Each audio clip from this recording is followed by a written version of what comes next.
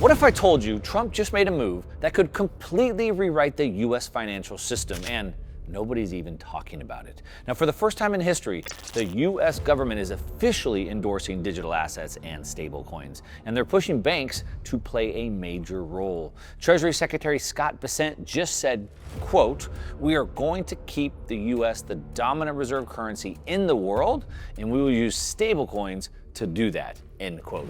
But here's where it gets really interesting.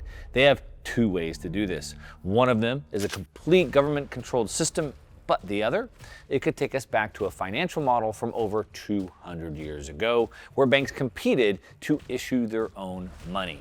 A system that some call chaotic, but others say was one of the greatest golden ages of financial innovation. So the big question is, are we about to see the return of free banking? And if so, what does that mean for you? By the end of this video, you're going to be able to understand exactly what's happening, why the government is pushing this now, and how it could create one of the biggest wealth building opportunities of the decade. Now, real quick, I'm Mark Moss. I've built and exited multiple tech companies. I've invested through several boom and bust cycles, and today I'm a partner at a leading Bitcoin venture fund. I'm an advisor to multiple public tech companies, and I also write the Quantum Wave Investment Report, where I help investors navigate the biggest shifts in tech and money. Now, I make these videos to share the insights that we're using so you can profit from these massive shifts for the rest of the world.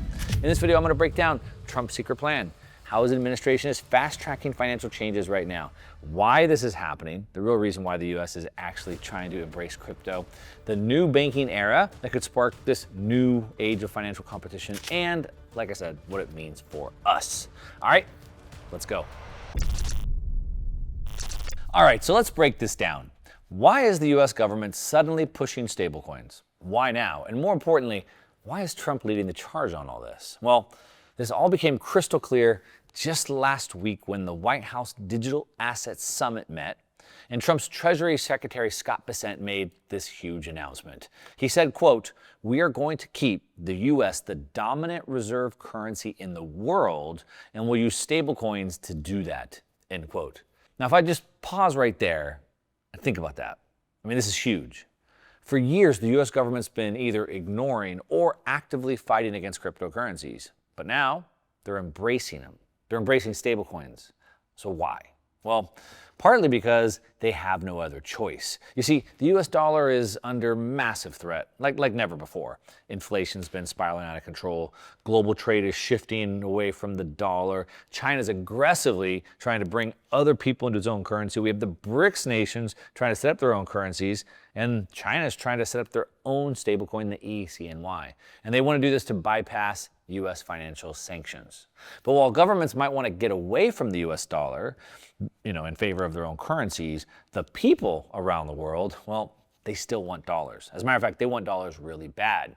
So Trump and Bessent, well, they want to get dollars to the people around the world, and they see stablecoins as a way to do this, to weaponize digital dollars, to make sure the dollar remains the world's default currency in the age of crypto. And here's the crazy part.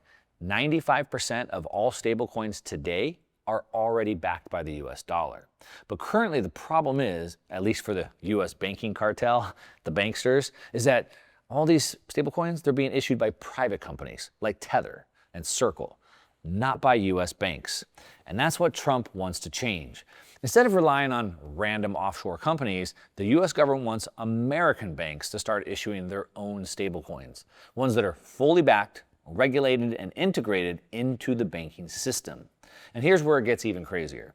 This isn't some far-off proposal. It's already happening, right now. Trump's already started making huge moves behind the scenes to make this a reality. Congress is working on new laws for this. US regulators are already flipping their stance on crypto. And the big banks, they're also preparing for what's coming because this regime change is happening faster than anyone's expected, all right? Hey, I want to just take a break from this video for a second just to let you know that we've been talking about the first 100 days of the Trump presidency, the first pro-business president, and Elon Musk, the most tech visionary person ever. And we're witnessing right now this crash in the markets. And is it a crash in the markets or is it a controlled demolition to bring rates down and push asset prices higher? I want to break this all down for you. I got a whole bunch of charts to show you exactly what I think is going to happen in the markets over the next coming weeks and how we should be positioning ourselves. So come hang out with me totally for free. I do these live events. I'll show you all the charts, and then we'll just open up for live Q&A. It's a fun hangout, and you'll learn exactly what to be doing with your money over the next couple of weeks while everyone's freaking out. There's a link down below or a QR code on the screen. Click on it, come show up, hang out. It's going to be a great time. Trump's plans for banks to start issuing their own digital dollars isn't just an idea. Like I said, it's already been put into motion. On March 7th, 2025, the White House held its first ever Digital Asset Summit. And this brought together the top crypto leaders, banking executives, and members of Trump's cabinet. And during the live stream portion of the meeting, Trump Secretary Scott Bessent basically dropped it in plain English. He said, quote, "As President Trump has directed, we are going to keep the U.S. the dominant reserve currency in the world, and we will use stablecoins to do that," end quote. Now, that quote should tell you everything you need to know.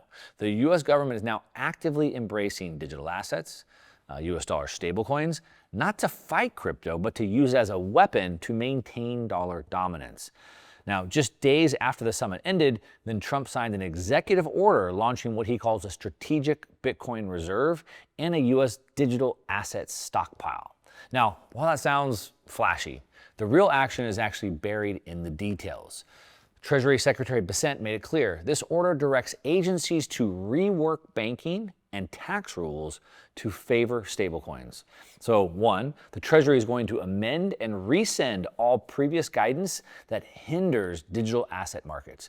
Number two, the Office of the Comptroller of the Currency shall create a framework for stablecoin integration into national banks. So that means two massive things. First, it tells us Trump isn't just talking. His team is rewriting the rules like literally in real time as we speak. Second, this all but confirms that banks are about to get the green light to start issuing their own stablecoins. Meanwhile, Congress is already working on the legal framework to make this official. In early 2025, lawmakers introduced two major bills. There was one called the Stable Act and another one called the Genius Act. Now, both of these bills designed to create a federal framework for stablecoins. So the Stable Act, which was in the House, it requires stablecoin issuers to maintain a one-to-one reserves in U.S. Treasuries or cash deposits. Number two, the Genius Act, through the Senate, it grants national banks and financial institutions the authority to issue and settle stablecoins under the OCC oversight. Now, here's the kicker. Trump isn't waiting around for these things, right? He's pushing Congress to get a stablecoin bill on his desk by August. Trump said himself, quote, "We want digital dollars issued by American banks, not foreign companies, and not radical bureaucrats. Congress needs to get this done," end quote. Now, to make this work, the administration needs federal agencies to stop fighting crypto and start working with it. And guess what? That's exactly what's happening. The OCC, the Office of the Comptroller of the Currency, just approved national banks to start issuing their own stablecoins. The IRS, of course the Internal Revenue Service, they ordered to start rolling back restrictive crypto tax rules to encourage adoption. Bessent even said the Treasury will rescind and amend all previous guidance that hurt the digital asset markets. So think about that. Just a few years ago, regulators were cracking down on crypto at every single opportunity. Now they're rescinding. Now they're rewriting the rules to make stablecoins and digital assets the foundation of the financial system. And this isn't just talk. Major banks are already preparing for what's coming. JP Morgan already launched JPM Coin. It's a tokenized dollar for institutional use. And guess what? It's backed one-to-one by cash reserves, just like the new stablecoin rules would require. Wells Fargo CEO just said they're exploring tokenized deposits, which, let's be honest, is just another way of saying stablecoins.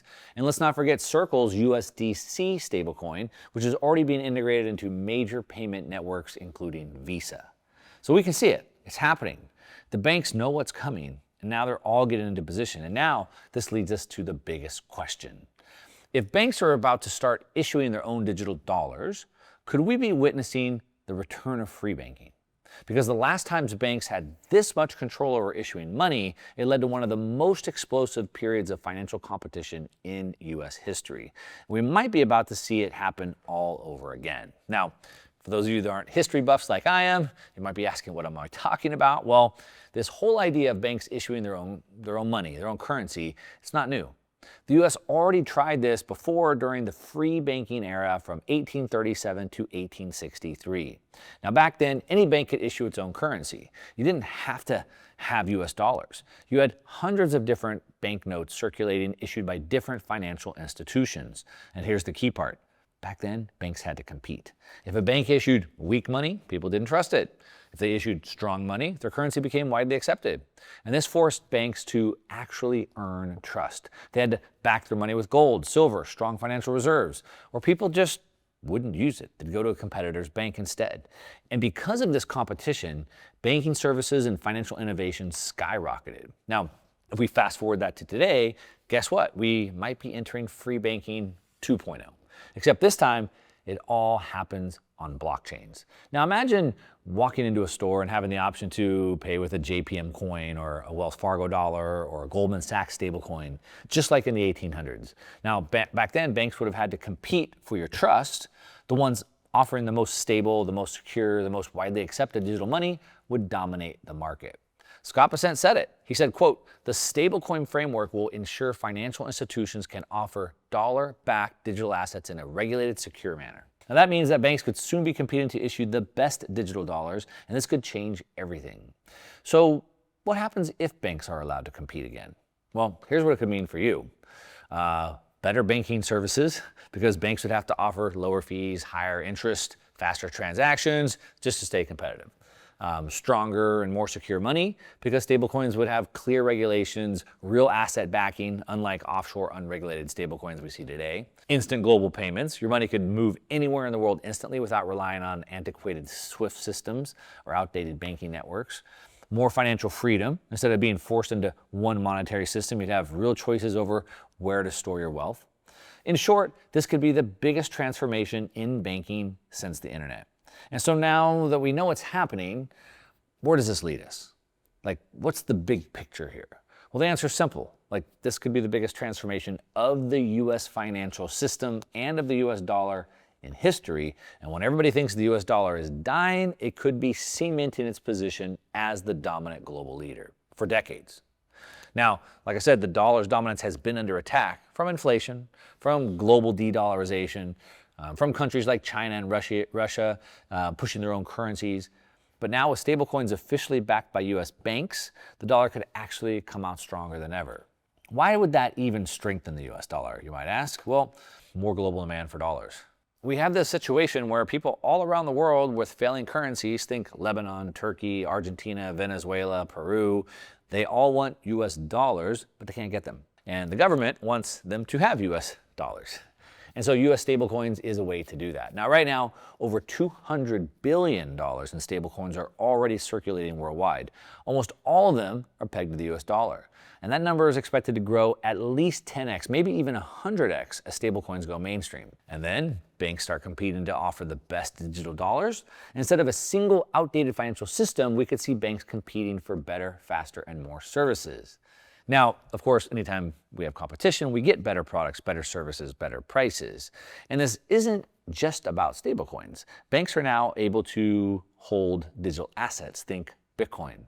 Now, imagine a future where sending money internationally happens instantly with near zero fees, all powered by U.S. bank-issued stablecoins. This could lock the U.S. dollar in as the global reserve currency for the next era of digital finance, ensuring the U.S. remains at the center of global trade, investment, and banking. But here's the thing. There's another option. One that doesn't require stablecoins. One that doesn't even require banks. You see, Trump and Bessent made it clear that they also support Bitcoin with the executive order and the strategic Bitcoin reserve.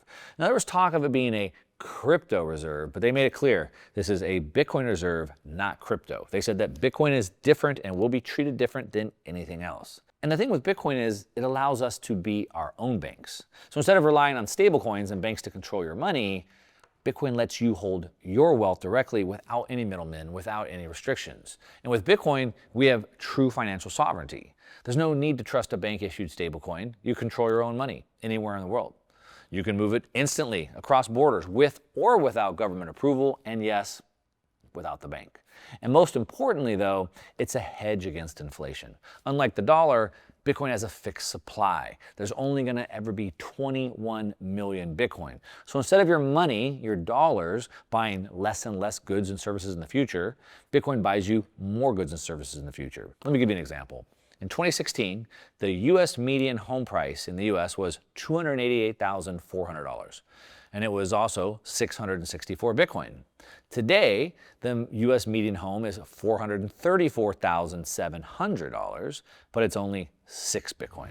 Okay, just one more quick break. Hopefully you're enjoying the video. I just want to let you know that I am going to be breaking down what Trump is doing, Trump and Bessent, how the markets are crashing, but how there's a pivot coming and what we should be doing to put ourselves in the right position as Trump and Elon Musk are building something special in the first 100 days. I'm going to break it down. I got a bunch of charts to show you, a bunch of graphs, and then we'll open up for Q&A. It's going to be a fun hangout. We'll figure out how to position ourselves. Click on the link down below. It's free to come join. There's a QR code on the screen.